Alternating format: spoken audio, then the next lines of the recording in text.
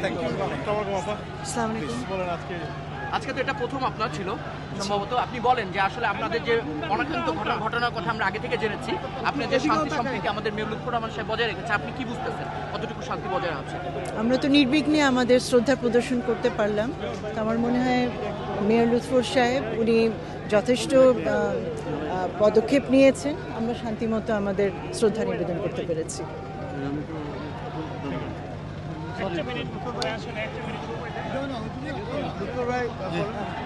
আর কিছু বলবেন?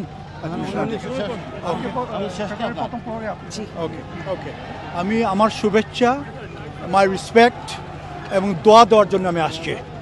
যারা those who gave their lives in 1952 to preserve, protect Bangla as the state language, I pay my respects to them and to the next generation. For us to understand, and my children to understand, our heritage, our bhasha, our language, our culture is very important to us. Amra more strong. We are much stronger as a community if we respect our heritage and adopt our heritage to our present way of life.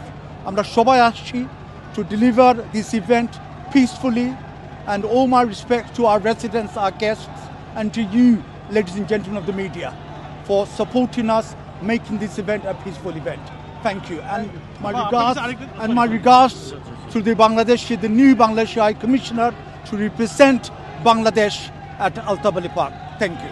আপনি কি একটু জানতে চাই যে নতুন প্রজন্মের বিষয়ে high কমিশনের পদক্ষেপ রয়েছে কিনা কোন ধরনের?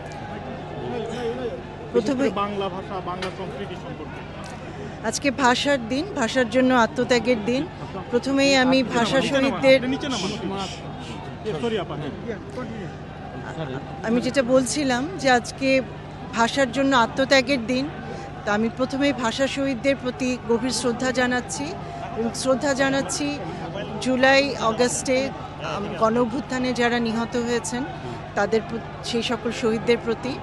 আমরা যেখানে কাঠামোটা দেখছি যে শহীদ মিনারটা, এটা শুধু একটি কাঠামো নয়, এটা আমাদের ঐতিহ্যের প্রতীক, আমাদের সংস্কৃতির প্রতীক এবং আমাদের মর্যাদার প্রতীক, আমাদের সংগ্রামেরও প্রতীক। কারণ আমাদের ভাষা শহীদরা তারা যে সংগ্রাম করেছিলেন, তারা যে আন্দোলন করেছিলেন এবং শেষ পর্যন্ত তারা যে বিজয় অর্জন করেছিলেন, কারণ তারা বাংলাকে রাষ্ট্রভাষা হিসেবে মর্যাদা দিতে পেরেছিলেন। তো সুতরাং এগুলো অনেক কিছু কিন্তু জড়িয়ে আছে এই আলতাবালি পার্কে, এই শহীদ মিনারের মধ্যে দিয়ে। তা আমার মনে হয় যে নতুন যে ব্রিটিশ বাংলাদেশি প্রজন্ম আছে দেশে, তারা হয়তো এটা দেখে উৎসাহিত হবেন। আর এখানে আমাদের সম্মানিত মেয়র রয়েছেন, ওনার কাছে আমার দাবি থাকবে যে একসময় জিসিএসইতে বাংলা ভাষার অন্তর্ভুক্তি ছিল, সেটাকে যদি আবার ফিরিয়ে আনা যায় তাহলে হয়তো আমাদের নতুন প্রজন্ম তারা হয়তো বাংলা ভাষা শিক্ষার প্রতি আরও আগ্রহী হবেন এবং দেশের সাথে একটা সংযোগের একটা জায়গা খুঁজে পাবেন। দেশের সাথে আমরা দেখতেছি যে বিভিন্ন প্রকার রাজনৈতিক অস্থিরতা চলছে, দেশের সাথে লন্ডনের বিলেতের বাঙালিদেরকে ঐক্যবদ্ধ থাকার বিষয়ে আপনি কি বলবেন? দেখুন, আমাদের তো শহীদরা, আমাদের যারা ভাষা শহীদ আছে তারা সবসময় চেয়েছেন যে আমরা যাতে নিজেরা ঐক্যের মধ্যে দিয়ে দেশ ও জাতিকে এগিয়ে নিয়ে যাই। তো আমারও সেই আশাই থাকবে যে আগামীতে আমরা যাতে দলমত ভেদে একসাথে দেশকে অগ্রগতির পথে নিয়ে যেতে পারি। Thank you.